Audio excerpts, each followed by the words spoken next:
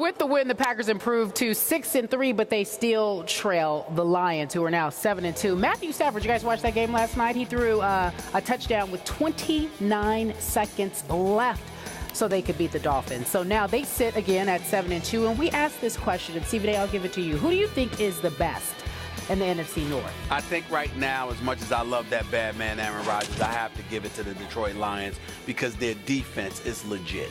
I mean, when I think about the Green Bay Packers, all I think about is Aaron Rodgers because I think he's the best quarterback talent-wise in football and one of the greatest I've ever seen. He is a bad man. But I got to tell you, what I'm looking at from the Detroit Lions, I give a lot of props to Matthew Stafford. He drove them downfield. His composure was up there. His composure was very, very impressive. That was a big-time touchdown pass as far as I'm concerned. I look at Megatron returning back to the lineup, catching that big-time touchdown catch that he caught. I know what Reggie Bush can do when healthy. I love the fact that Golden Tate is now on that roster. I see that they have offensive components, but defensively, they are a shutdown, lockdown defensive unit. They can amp it up to another level and make things incredibly inconvenient. They're one of the top 3 teams defensively in the NFL, and I think that the acquisition of head coach Jim Caldwell, Skip, in all seriousness, has elevated these guys to another level. And you weren't sure about him, about his demeanor. Well, I wasn't sure about him, but I knew he'd be better than Schwartz. I thought that Schwartz prided himself on having a renegade kind of mentality and sort of instilling that in the players. There's nothing wrong with being a renegade as long as you're one of discipline. But when you don't have discipline, and as all these servicemen and women can speak to, you're not going to be successful in a sustainable kind of way. You'll have moments of success, but nothing sustainable. What I'm seeing from the Lions is something that can be sustained because they can hang their hat on limiting you. Even when they went down 21-0 in England against Atlanta a few weeks ago, that was early, and then all of a sudden they amped it up, and the Atlanta Falcons didn't score another point. When you have a defense that is capable at a moment's notice of saying enough's enough, and we're going to shut you down, and then they do it week after week after week, that gives your offense a chance. And that's what happened with Detroit last night. I don't see Green Bay being able to do that on the defensive side of the ball. If they're going to win, it's going to be because of Aaron Rodgers, Randall Cobb, Jordy Nelson, those boys. It's not going to be because of their defense. Defense wins championships. Offense wins games. I'm going with the Detroit Lions as the best team in the NFC North right now. You have shocked me with your reverse of field in this division.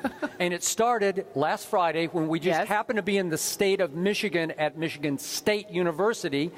And you knocked me out of my chair by suddenly jumping ship on that bad man, Aaron Rodgers, and you picked Detroit after you picked Green Bay before the year. I didn't suddenly do it. You just didn't ask me until last week. Oh, so that Had you asked me weeks earlier, I would have told you weeks earlier. Oh, I think I did, actually. No, you didn't. Okay. Check the tapes. So I'll leave the tapes for tomorrow. But the point here is I look at the Lions right now, and I look at them barely surviving game after game. And I got to give it up to Matthew Stafford. I didn't think he could pull that off. And I did pick the Dolphins to pull off the upset.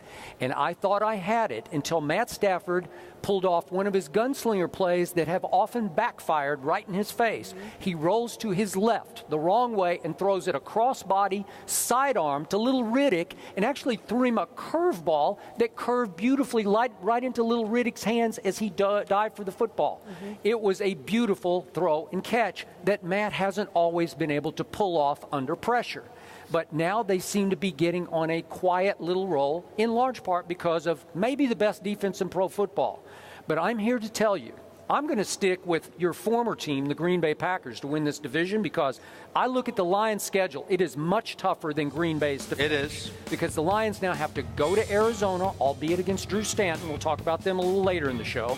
Then they have to go to New England. And you want to talk about a bad man? That's a bad man up in New England right now. Tom Brady. He is the baddest man in pro football is now in New England. Oh. Thank you. Oh, my. And then your Detroit Lions have to finish at Green Bay. Now, that's pretty dicey, especially that deep into the season with the snow falling. Green Bay could get on a roll right now. I could see Green Bay winning 6 of its last 7. It has one shaky game, one dangerous game at Green Bay when the baddest man in pro football, Tom Brady, visits and goes toe-to-toe with Aaron Rodgers. That'll be a spectacle, won't it? But let's just say, for argument's sake, Green Bay wins that game. Green Bay could win out. Green Bay could go, 13-3? That I wouldn't be shocked at that. So I think scheduling-wise, they have a huge advantage over your new team, the Lions. Well, I'm looking at the Lions. Obviously, Arizona's going to be tough, but Carson Palmer's not there, even though Stanton is capable of winning games. He's been pretty good. He's been pretty good. We'll see what happens when he's going up against this top-rated defense. Obviously, being on the road in Foxborough is going to be an incredible challenge. We'll see what happens then. As great as we know Tom Brady to be, we also know that he's lost 2 Super Bowls because he tends to tap dance better than the late, great Gregory Hines, God rest his soul. Did he tap dance against the Denver Broncos? When you put pressure on him, and the Detroit Lions are capable of putting pressure on him.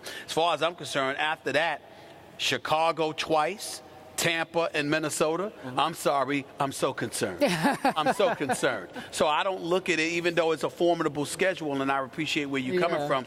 I don't look at it as being as formidable as you project. I got the Green Bay Packers and that sort of bad man, Aaron Rodgers. He's a bad boy.